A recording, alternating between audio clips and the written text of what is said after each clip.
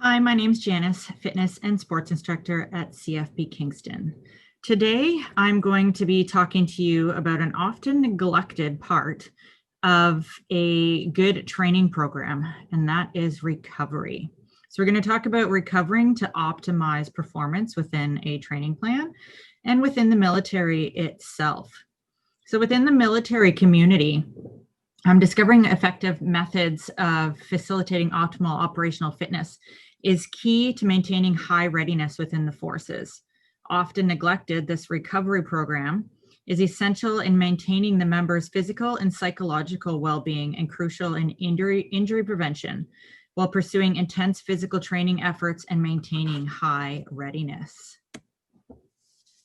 So what exactly is recovery? So an adequate recovery is multifaceted and is a restorative process relative to time. If adequate recovery is not afforded, fatigue will set in and performance will suffer tremendously. Fatigue develops as a condition of augmented tiredness due to physical and mental efforts.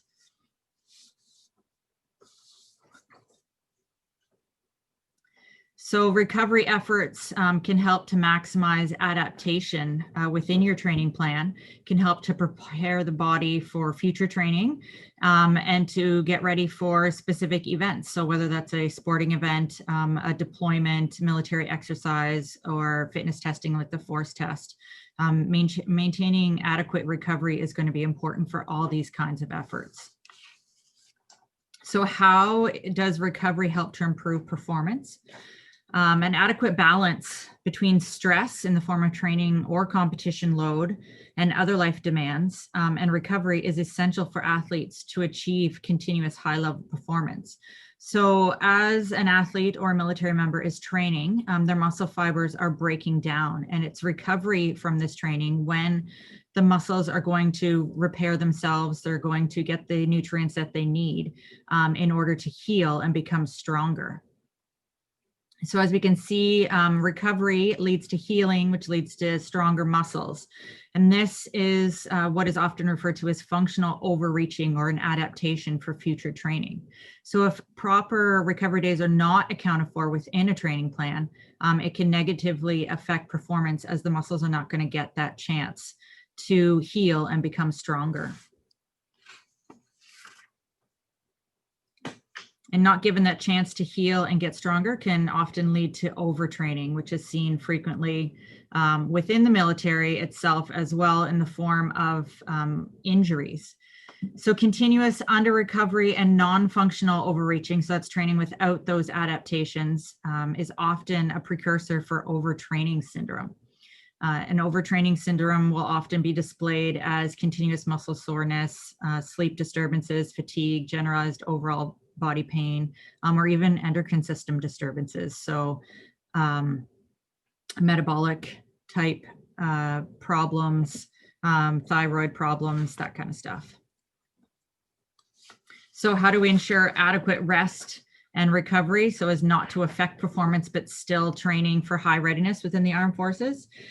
We have to make sure that training is not affected while still incorporating that recovery within our training plan. So what are some recovery strategies?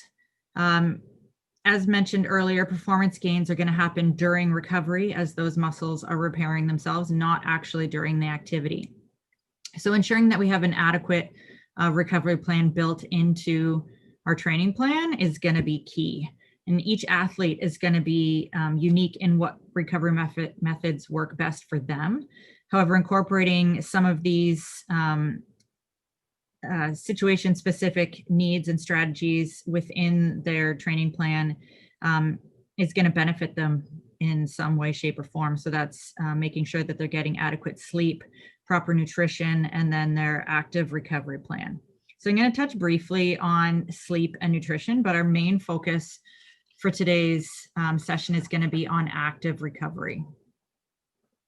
So number one, regardless of how great your workout is in any given day, if you don't get enough rest at night, and even in the form of naps if needed, all those gains are going to be lost. Sleep is the #1 way of repairing your body. When you're asleep, you're going through different sleep stages, different hormones are released during those cycles. And it is during those sleep cycles when those hormones are released that the body is going to repair that muscle tissue and restore balance to the rest of the body. So most adults need anywhere between 6 and 8 hours of sleep. Some may need more, some may need a little bit less, but that is the minimum amount of sleep that is required to make sure that you're going through these sleep cycles appropriately and getting enough recovery. Some medical specialists actually believe that a lack of sleep can actually contribute to a loss of muscle mass because those hormones are not being released properly to allow for adequate recovery. #2 is nutrition. So how important is proper nutrition to recovery? Well, regardless of what kind of athlete you are, nutrition is still important to fuel your workouts and your recovery. So whether you're an athlete, a fitness enthusiast, a compulsive exerciser, making sure that you're incorporating appropriate nutrition into your training plan is also very important. So you want to aim for eating a range of 0.6 to 1.2 grams of protein per pound of body weight every day. That's a general rule of thumb. On days that you're training, you could possibly need more, but general rule of thumb, 0.6 to 1.2 is a good guide to go with. And also, depending on what time you're eating this food is going to play a role as well. So whether or not you're eating it prior to your training session or workout or eating it after, it's either going to help with recovery or it's going to be used as fuel for performance. Another general rule of thumb, eat a recovery meal or snack within 30 to 60 minutes after completing your training session. And the final part here with nutrition, drink plenty of water. That's going to help with digestion so that the body can make sure that it's getting all of the necessary nutrients that it's going to need to help with that recovery process. So this is where we're going to focus our attention today, on active recovery. So when we think of recovery, we tend to think a lot about complete rest. So doing absolutely nothing. And there are days when this is going to be what your body needs. It needs that passive rest. But for the most part, taking a more active approach to recovery with gentle, light movements is the way to boost recovery from exercise. Through this active recovery, the body can still rest and recover, but it's still going to be able to get stronger. It's going to help to promote that blood flow to those sore muscles or stiff areas, help to prepare the body for the next training day without causing too much fatigue. Also allows athletes to put a little more focus on some of the movements that they may not normally incorporate into their training plan, prioritize unilateral movements or even isometric contractions that they wouldn't use regularly. And can also help us to focus a bit more on mobility and stretching out some of those tight areas like the hip flexors, work on your core, your glutes, and just joint mobility in general. So what are some of those benefits of active recovery? So it's going to help to reduce post-exercise discomfort and delayed onset muscle soreness. By helping to reduce that buildup of lactic acid in the muscles. It's going to help to continue to circulate that through the blood so the body can get rid of it. Nutrients contained in the blood itself are important because they eventually get sent to the muscles while they're recovering, allowing them the process of restoring the muscle fibers to make them stronger than they were before. Without sufficient blood flow going to those joints and muscles, they may not be receiving those important building blocks that they are going to be needing to recover and to grow. So it's going to limit some of that muscle growth as well. Active recovery can also help to improve mood and mental health, which is also very, very important. And it's going to help to contribute to a more balanced lifestyle in general. So what are some of the types of active recovery? Well, we've got some here that are designed to minimize the amount of downtime, so that you're not just sitting around doing passive recovery. We've got mobility, so hip and core activation, think working on some of those glute bridges, clamshells, thoracic spine rotations. Then we've got self-myofascial release, also known as foam rolling. You can use, as you can see in this picture, nice big foam roller, lacrosse balls to get a little deeper into those muscles as well. Then you can also use some steady state or non-impact cardio. So think easy cycling, light jogging, swimming, just going out for a walk with the dog, anything that's not too high impact. And then another great one is yoga. So making sure that you're getting some good flexibility and mobility through yoga as well, lengthening those muscles. And that yoga will help to really calm and relax the body as well, give you a little bit more of a mental health boost in that sense.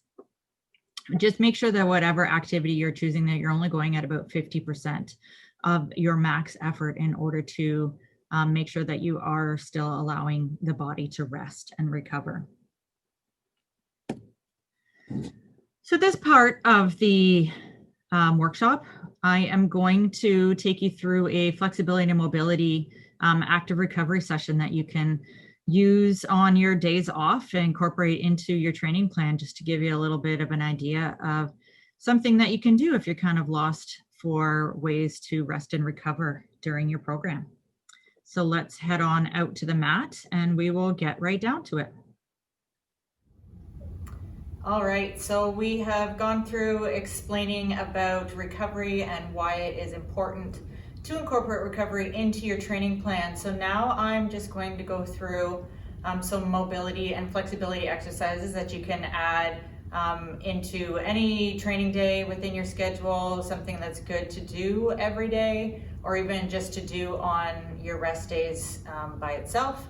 Take approximately 15 minutes out of your day, so it's not anything that's too lengthy, taking up too much time, but it'll still get your body moving, get that blood flowing. So we're gonna start off, you're gonna be down on the ground, on a yoga mat, just on carpet, whatever's comfortable for you. We're gonna start with some mobility. So we're gonna be doing each of these moves 5 times in each direction. So it's a mobility flow sequence is what we're doing. So starting down on all fours, wrists are under shoulders, hips over those knees. And we're gonna go through a cat and cow flow. So starting off with that cow, on the inhale, you're dropping that belly down towards the ground, bringing the gaze upward. And then on exhale, you're gonna tuck that tailbone, arching that back up towards the sky, tucking that chin towards the chest. Inhale, dropping that belly, bringing that chin up. Exhale, tucking that tailbone, pushing that back up, tucking the chin in. So 3 more.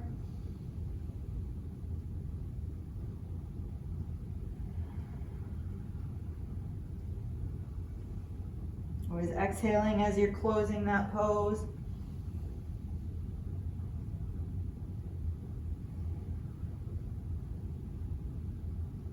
And 1 more here. And exhale. And then we'll come to a neutral spine. We're gonna do a little bit of stability work here as we move into our bird dogs. So on the inhale, we're gonna reach right arm forward, left leg back, coming to balance. So you're just reaching in opposite directions. We're not arching that back and lifting that leg up.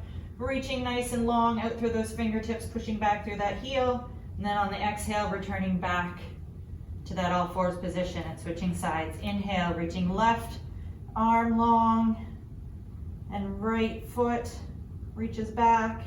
Exhale, coming down. So trying to avoid rotating through those hips and shoulders as you're lifting. You're just reaching back and forward.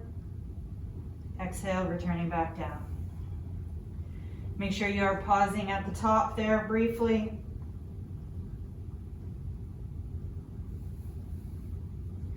Once again, 5 in each direction, on each side.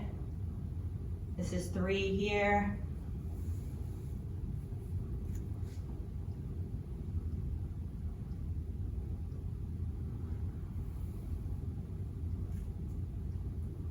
is the last one.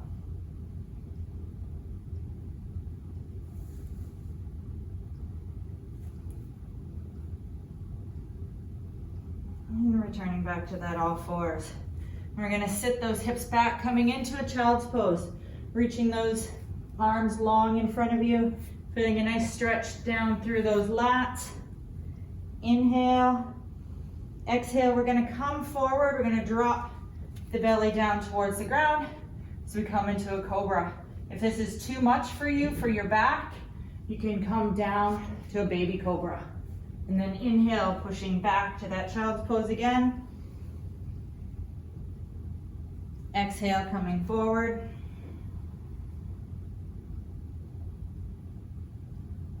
Inhale, sit it back.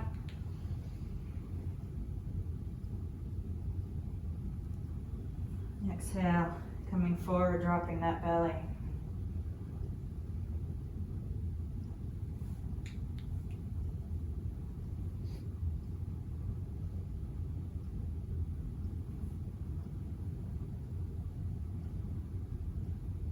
Do one more in each direction. Inhale, sit it back. Exhale, coming forward.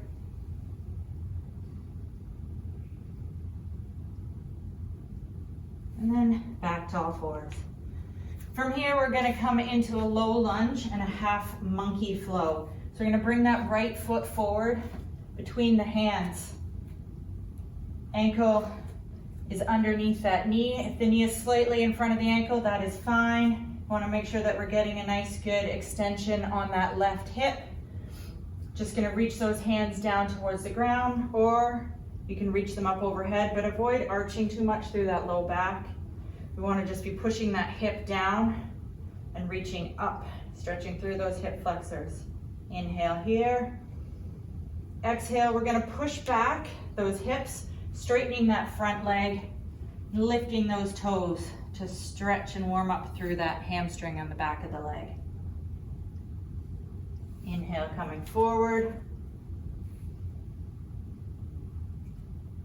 And exhale, sit it back.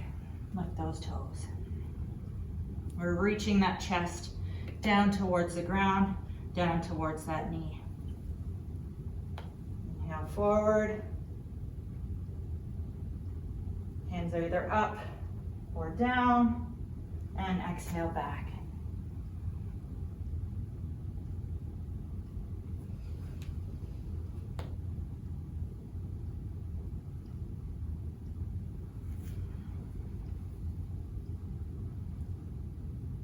One more. Inhale forward. And exhale back. And then we'll switch sides. Get our stretch through here first. And then switching sides. Inhale forward. Feeling that stretch through the front of the right hip this time. Exhale, sitting back. Lift those left toes, straightening that left knee. Feeling a nice stretch through the back of that left leg. Inhale forward. And exhale back.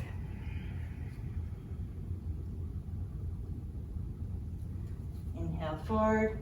Once again, hands can be down. And exhale back. Do one more on this side.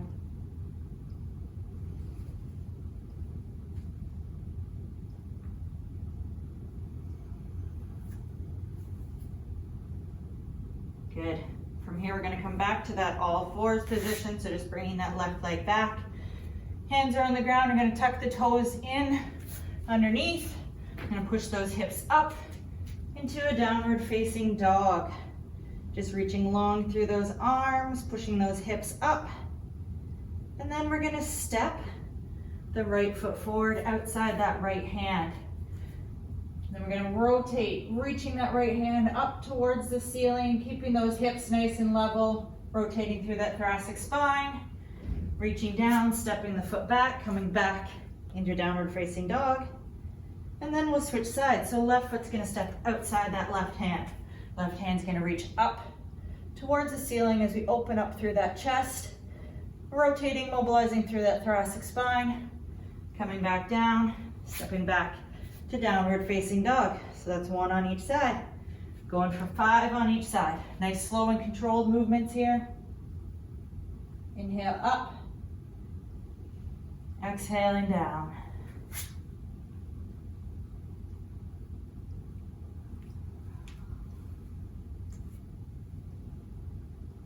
There's no need to move quickly through this sequence. Flowing with your breath. Getting everything nice and warm, blood flowing. This is number 3.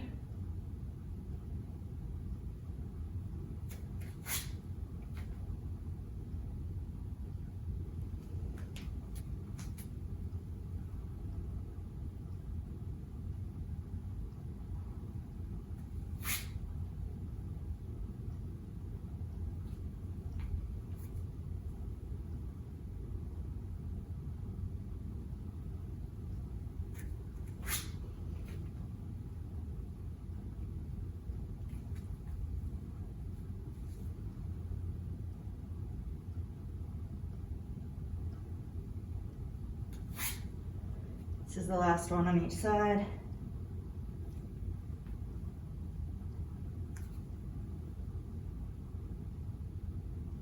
Nice opening through that chest.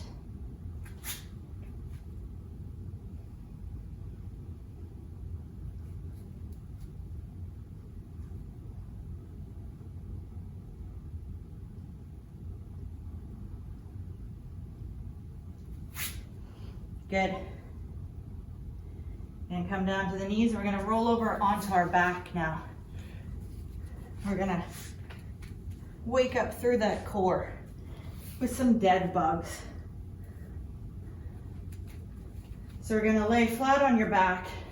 So the low back and the hips are flat on the floor, bringing the feet and the knees up into the air. Nice 90-degree angle. We're gonna bring the hands up. So we're pointing right up towards the ceiling. So we're really working on activating that core here, especially that sling, that we're using that cross crawl movement in these dead bugs.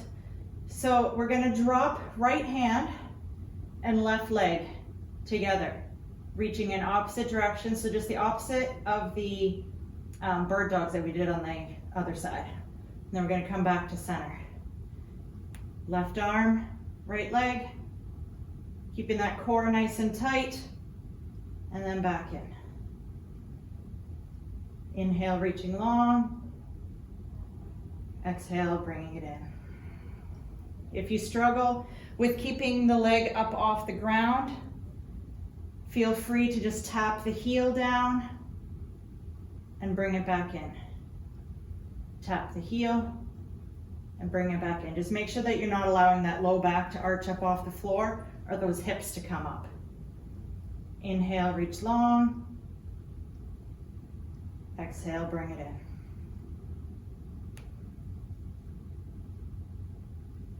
Make sure you're pausing in that fully extended position, really activating that core musculature. We'll do one more on each side.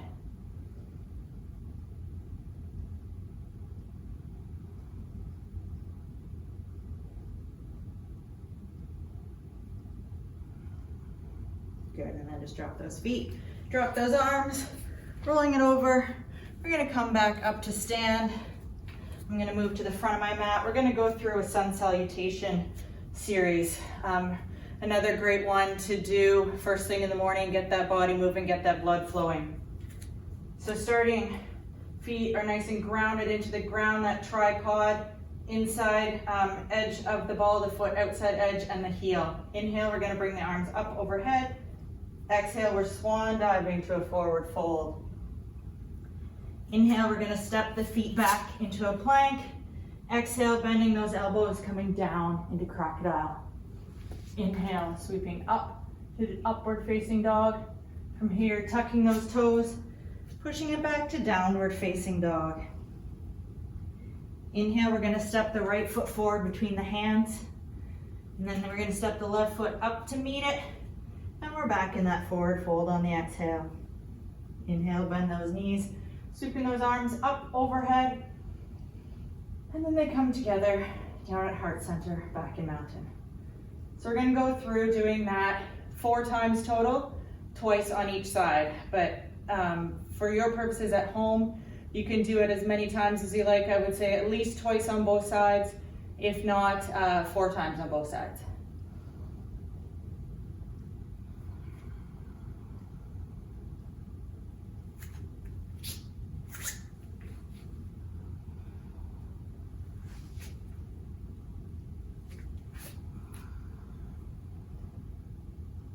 I'm gonna step the left foot forward this time. And then the right foot comes up to meet it in that forward fold. Bend those knees, sweep those arms, reverse swan dive. Coming together overhead, and then down to heart center.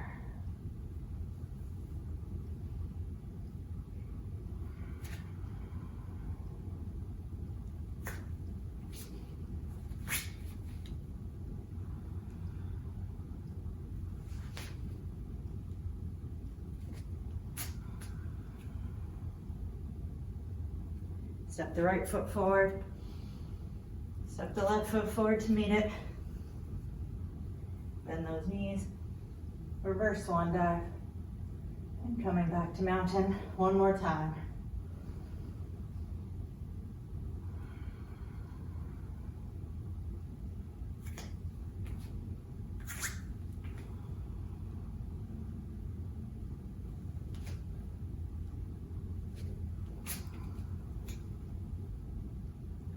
Step the left foot forward, step the right foot up to meet it, bend those knees, inhaling and exhaling back to mountain. So that's the sun salutation. We'll move into some more flexibility now. So from here, if you want to move right into your flexibility, we can do our swan dive, coming into that forward fold, bringing the hands to the ground, stepping the feet back into that plank, and then just drop the knees. We're coming into all fours here. We're gonna do some shoulder and chest flexibility right now, starting with our thread the needle with our arms. So inhale, we're gonna start on the right side. Inhale the right arm up, just so that it comes level with that back. And then exhale, bringing it down and under through the left arm, and dropping that right shoulder down towards the ground, just sitting those hips back slightly. You should feel a nice stretch through the back of that right shoulder, down the side body, and those lats on that right side. You can take 3 to 5 breaths for each one of these poses.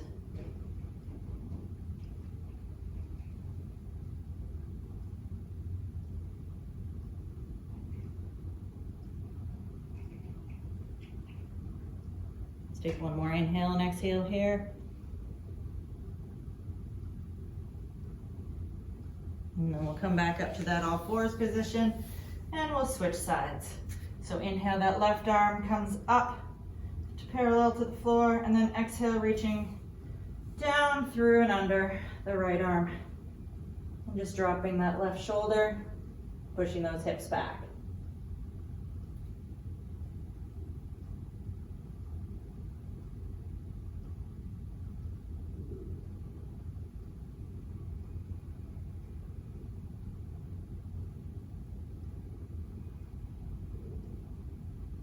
One more inhale here, and exhale, coming back up. Now we're just gonna drop down onto our bellies as we do a chest stretch here. So we're gonna do a prone pec stretch. So be very careful here that you're only gonna be rotating as far as is comfortable. So we're gonna start with the right arm. So you're gonna bring that right arm, it's behind me right now, might be hard to see, but you wanna make sure that it's perpendicular to your body. So just reaching it out to the side, and you're gonna bring that left knee up and slowly start to rotate back towards that right side, only as far as is comfortable, so don't push too far, just so you start to feel that stretch through that pectoralis muscle on the right side, that chest on the right side. So don't push too far, only as far as is comfortable. If you want, you can put a pillow under your head, can rest it down on your hand if you'd like. I like to keep my hand down here, but you could put a yoga block or a pillow or whatnot under your head just to make it a little more comfortable. Once again, 3 to 5 breaths on this side. And then you're gonna just rotate it back down, extend that leg back out, bringing that arm back into the side of the body, and we'll switch to the left side. So bringing that left arm out perpendicular to the body. Just kind of rotate that shoulder back a little bit. Bend that right knee up, and then rotate towards that left side, just as far as is comfortable. I'm gonna feel a nice stretch through the chest.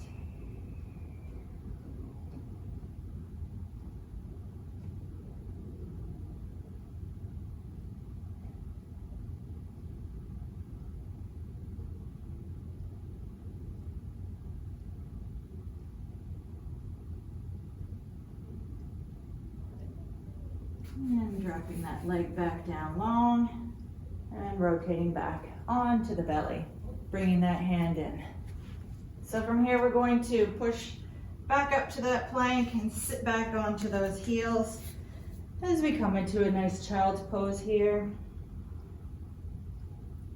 Reaching those arms long, feeling a nice stretch down through those lats. Then we're going to come forward, tuck those toes under, and we're pushing up into a downward facing dog. Got a slight bend in the knees here. We don't need to lock out those knees. Just make sure you're pushing those hips up towards the ceiling, reaching long with those fingertips, making sure that you got equal distribution of weight on both hands and from the fingers through the heel of the hand. Inhaling and exhaling comfortably.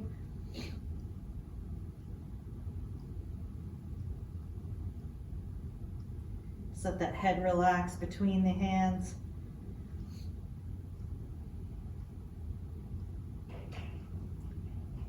One more inhale. Then exhale. From here, we're just going to drop the elbows, so don't even move the hands. Just drop the elbows down to the mat. And we're coming into a dolphin pose, a little deeper of a stretch through those shoulders. So still pushing those heels down towards the mat, reaching those hips up.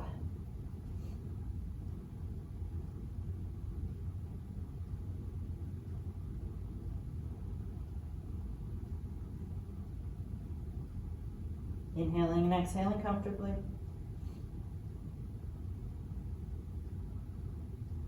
And then we're going to push back up to a downward facing dog. From here, we're coming into a 3-legged dog. So inhale, we're going to lift that left foot up. And then we're going to bend the knee and drop the heel over to the right side, opening up through that left hip. Feeling a nice stretch, opening up those hip flexors. And then pulling that knee forward between the hands and bringing it down to the mat. And from here, we're going to drop that right knee and uncurl those right toes. And we're going to bring this left hand inside that left foot and walk that left foot out towards the edge of the mat as we come into a lizard pose on this side. So our right hip is pushing down towards the mat, and that left knee is falling open slightly. For an even deeper stretch, you can actually roll out onto the outer edge of that left foot to open up that left hip and groin even more. This is a fantastic hip opener stretch. Stretching through the hip flexors on the one side and the inner thighs and groin on the left side. If you want to deepen it even more, you can come down onto those elbows. It's completely up to you and how you're feeling on any particular day.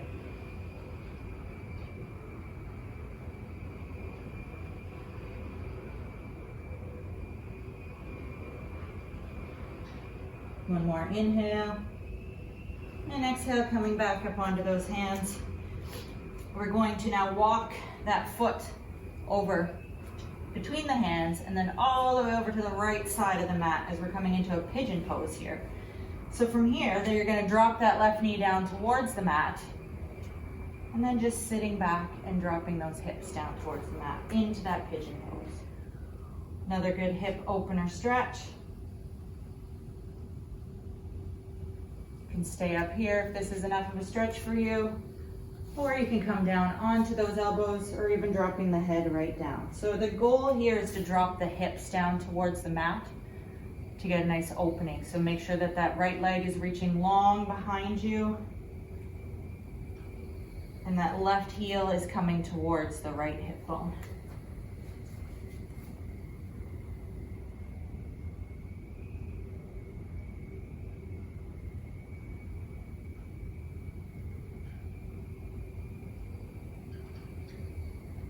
And just relax here as best as possible. One more inhale. And exhale, coming back up onto those hands if you weren't already. And then we're gonna push up onto the toes of the right foot and bring the left foot back. Coming back into that downward dog position.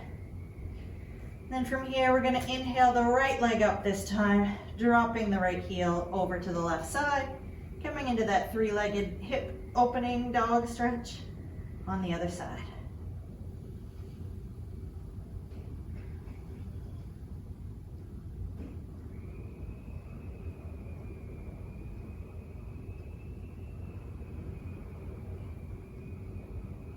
One more inhale. Exhale, we're gonna bring the right foot forward this time, bringing the knee between the hands. Right foot comes on the mat. If you need to get another little oomph, just grab behind the heel and pull it up. Drop that left knee down towards the mat, uncurl those left toes. And we're gonna bring the right hand inside the right foot. Walk that right foot out towards the edge of the mat, coming into the lizard pose on this opposite side. So once again, make sure that that left leg is reaching long behind you. Left hip coming down towards the mat. Dropping that right knee open slightly. If you want to rock right up onto the outer edge of that right foot, you can to deepen that stretch, and come down onto the elbows if you want to deepen the stretch even more. Don't forget to breathe here. Inhaling and exhaling comfortably.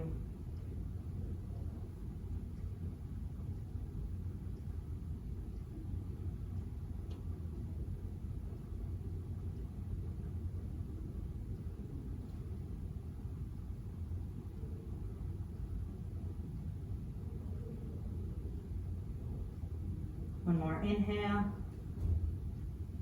and exhale. Bring that knee back up, coming back up onto those hands. We're gonna walk that foot over to the left side this time, coming into the pigeon on the opposite side. So dropping that right knee open, bringing the right heel towards the left hip, making sure that that left leg is extended long behind you, and then just sitting back into that stretch. Coming down onto the forearms if you'd like. If it's enough of a stretch up on your hands, you can stay right there. Or you can drop your forehead right down towards the mat. Trying to open the hips here. So continue trying to push both the right hip and the left hip down towards the mat.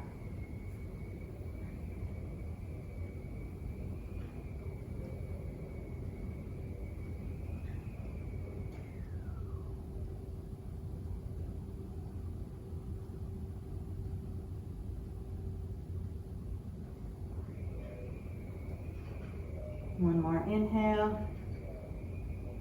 and exhale. We're going to come back up onto those hands, tuck those toes back under, step that right foot back. We're in that plank, and then just dropping those knees down.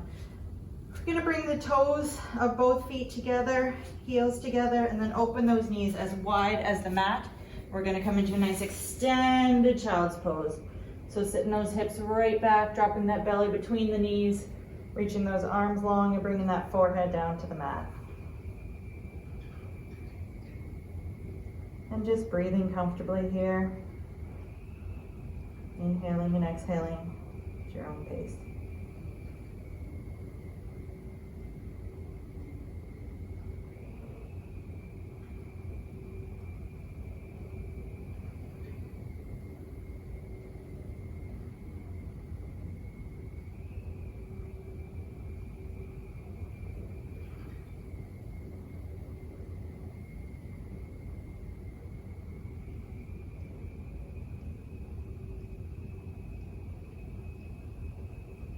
Good. And that is your sampling of a flexibility and mobility for today. So keep in mind that is just one type of recovery workout that you can do within your program. Also incorporate some walking, light jogging, cycling, swimming, foam rolling. If you go to the National CFMWS YouTube page, there's lots of different videos of different recovery workouts that you can do incorporating any of these kinds of movements. PSB Kingston, we've got several yoga, flexibility, mobility, foam rolling videos that you can access as well.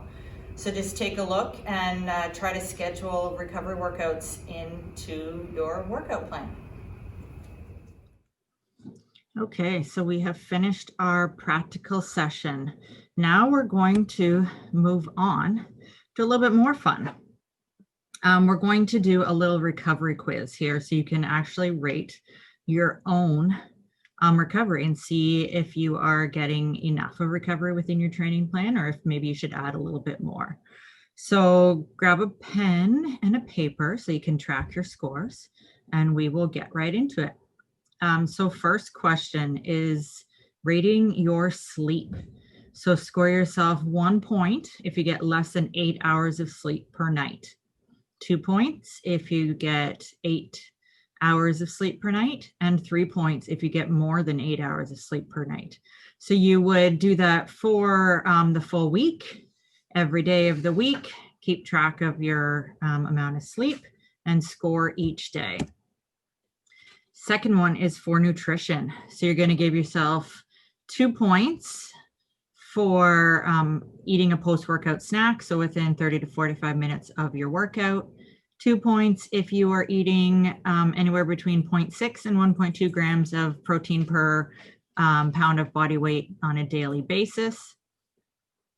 1 point if you eat healthy fats on a regular basis. That would be eating things like almonds, ingesting olive oil, fish oils, etc.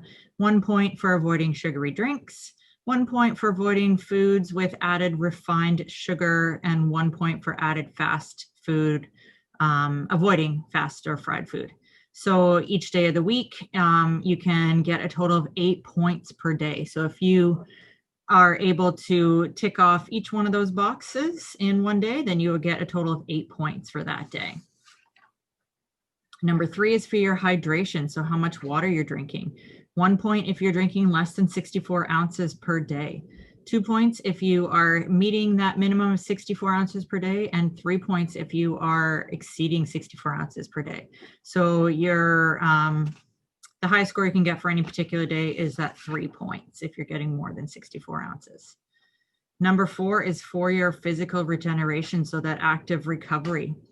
2 points if you daily do some mobility, yoga or stretching exercises. 3 points if you foam roll regularly using a ball, using a foam roller or a stick, that self-myofascial release. And 1 point if you do some other kind of active recovery like walking or biking or swimming. So if you were to incorporate each one of those in one particular day, you could score a total of 6 points for that day. So max points for physical regeneration is 6 points daily. Number 5 is for your workout intensity. So this is how we're going to determine how much recovery you actually are going to need. So if on a regular basis, your workouts are fairly easy, then you would get 1 point for a medium intensity, moderate intensity workout, you'd score 15 points. And for a very hard training session, you would score 20 points. So the max points you can get in any particular day is 20 points. And you will rate, obviously, Monday to Sunday, how hard you are working out each day. And then here's how we get your total. So take your total workout intensity from number 5 on any given day, and then subtract, adding up each of the recovery efforts from questions 1 through 4 from that total, and see what your total is. So if you have a negative number, then you probably should be increasing your recovery. You want to make sure that it's 1-to-1, so that you are making sure that you are recovering adequately to support those high intensity workouts.